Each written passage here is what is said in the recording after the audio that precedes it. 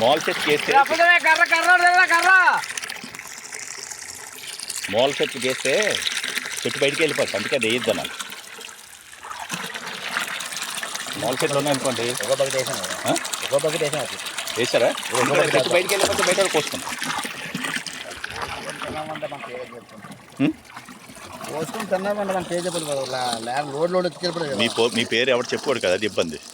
పర్లేదు, మనకు అది మనుషులు ఉంటుంది కదా. అదే మా పొలం పొద్దుమైన తోటలకి మన సరైన మార్పులు తిన్నాం రానండి.